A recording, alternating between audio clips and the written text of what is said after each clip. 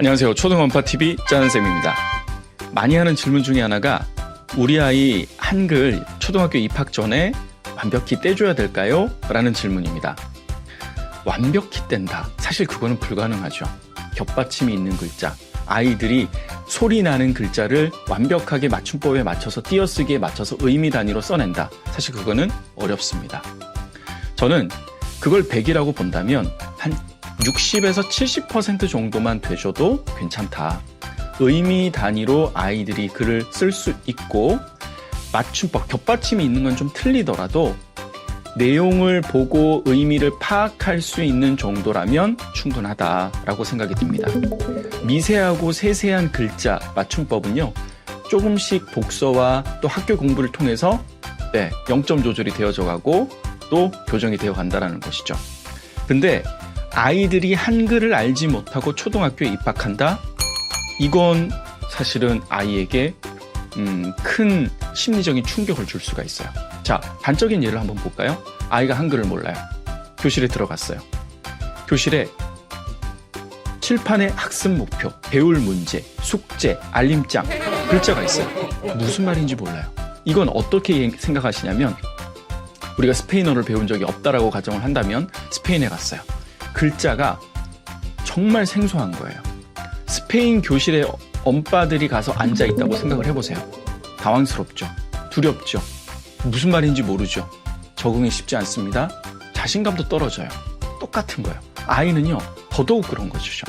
따라서 기본적인 글자, 단어들, 물론 유치원과 어린이집에서 기본적인 것들은 아이들이 배워가요. 그런데 수업으로 너무 많은 것을 기대는 것은 사실 좀 위험할 수가 있어요. 왜냐하면 언어라는 건 뭐예요? 절대적 노출 시간이거든요.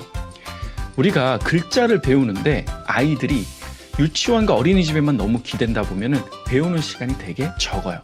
우리가 학습이라고 했을 때는 학자, 즉 배우는 것도 있지만 스스로 이걸 완벽하게 소화하고 익힐 수 있는 뭐예요? 습도 되게 중요하거든요. 근데 우리가 유치원 어린이집 가는 아이한테 집에 와가지고 자, 너희 이제 배운 거 복습해야지라고 얘기하진 않거든요. 무슨 말이냐? 아이들에게 언어에 대한 절대적인 노출 시간이 더 많아진다라는 건 유치원 어린이집에서 배운 것을 다시 한 번 더 익히고 반복해서 공부해 나가는 시간이 많아져야 된다는 얘기입니다.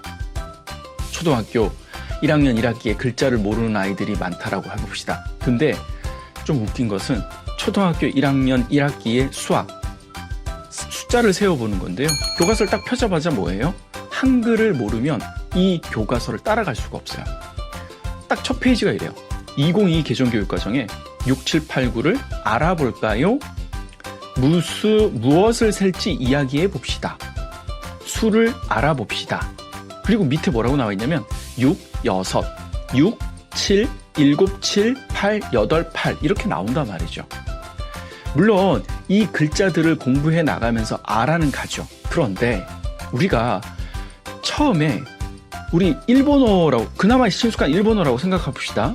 6, 7, 8, 9를 일본어로 배웠어요. 근데 바로 그걸 기억할 수 있나요? 바로 따라 쓸 수 있나요? 이거 충분히 내 삶에 또 내가 읽는데 또 내가 쓰는데 까지의 시간은 오랜 시간이 걸리는 거죠. 우리 아이들이 이걸 보통 이게 수학의 한 챕터를 2주 정도, 뭐 많으면 3주 정도 배운다고 보면 그 기간 동안에 완벽하게 소화하기란 사실 쉽지는 않거든요. 따라서 한글은 천천히 아이들이 이해하고 재미있게 배워나가는 정도를 본다면 5살 때부터는 시작을 해야겠죠. 우리 아이들이 이제 7살에 학교에 들어간다고 보면 5살과 6살 때는 천천히 한글을 2년 정도 생각하면서, 그죠? 그러니까 이게 공부라는 생각이 안 들게끔 해주려면 시간적인 여유가 필요하다는 겁니다. 그죠? 자, 학습지를 시켜도 좋고요. 또는 패드를 이용해도 좋아요. 또는 한글이야 야호라는 또 EBS 프로그램을 가지고도 좋아요. 1차원적으로는 뭐예요? 부모가 처음부터 글자를 가르치진 않았으면 좋겠어요. 아이들이 유치원이든 어린이집에서든 배워오면 학습지를 통해서 다시 선생님이 또 이끌어준다면, 또는 어떤 패드, 학습기를 통해서 뭔가 이끌어준다면 EBS 프로그램을 통해서 이끌어준다면 부모는 그 다음에 마지막 서포트 역할을 해주는 거예요.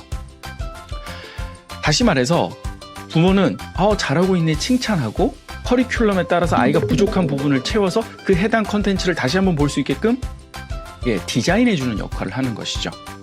여기서 또 많이 하는 질문 중에 하나가 선생님 패드를 가지고 한글을 익히는데 괜찮을까요? 라는 질문입니다. 그러니까 저는요 아이들이 학습기를 가지고 하는 것 자체 익히는 거 큰 문제는 되진 않아요. 그런데 학습기와 패드 가지고만 하는 것은 사실은 반대해요.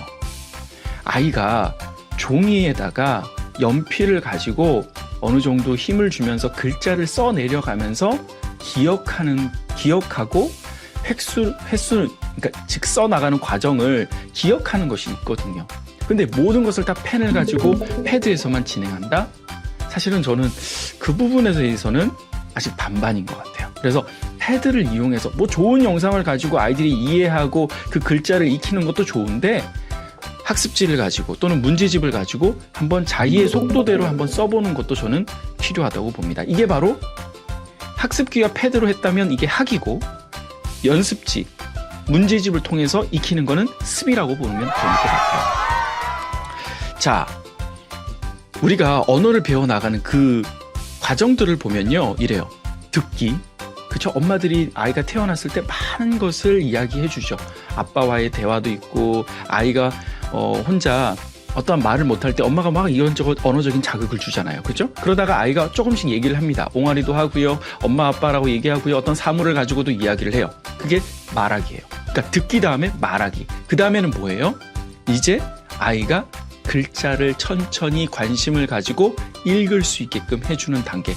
다시 말해서 듣고 말하고 읽고 읽은 걸 가지고 마지막에 뭐예요? 쓰기예요.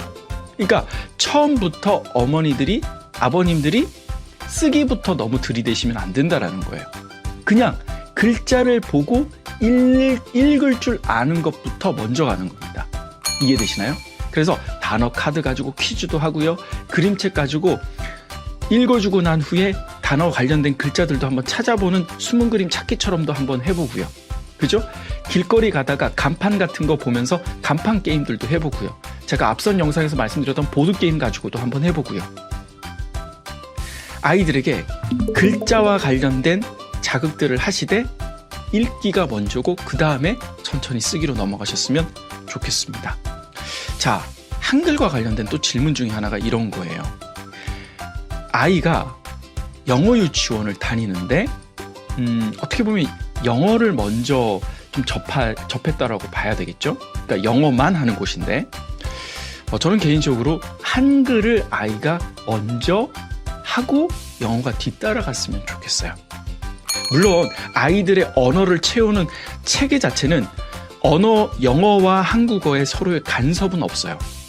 어른들은 있어요. 하지만 어린이들은 뇌가 언어를 받아들일 때 서로의 언어적인 간섭은 없습니다만 기본적인 언어의 머릿속에 들어가는 체계 자체가 모국어인 한글이 먼저 들어가줬으면 좋겠어요. 그리고 난 후에 그에 따라서 예를 들어서 1, 2, 3, 4, 5, 6, 7, 8, 90을 배웠다면 그 뒤에 따라가는 게 1, 2, 3, 4, 5, 6 이런 식으로 들어가는 것이죠. 아이가 사과를 보고 먼저 애플이라고 외우는 것이 아니라 사과라고 우리나라 말로 또 말하는 어순이나 언어에 대한 체계, 의미적인 부분들까지도 한글이 먼저 가고 영어 유치원에 갔으면 좋겠어요. 그래서 이런 부분들, 그래서 한글이 그래도 먼저 가고 영어 유치원에서 배우는 영어가 뒤따라가려면 조금 영어 유치원을 언제 보낼지에 대한 그런 부분들도 아마 나오지 않을까 하는 생각이 듭니다.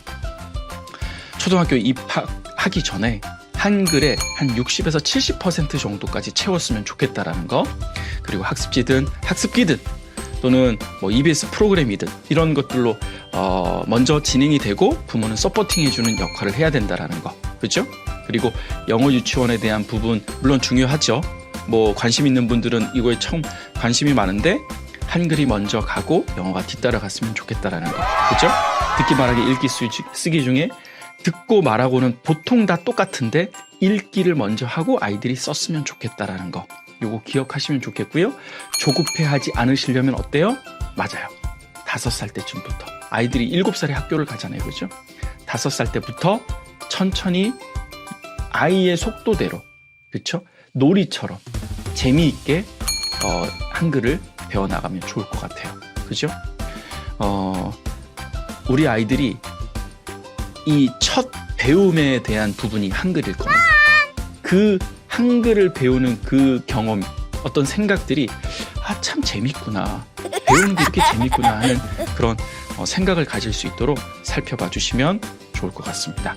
오늘도 도움이 되셨다면요, 좋은 영상 계속해서 만들고 있으니까 구독해 주시고 또 관심 가져주시면 좋을 것 같습니다. 초등언빠TV 짜잔쌤이었습니다. 고맙습니다.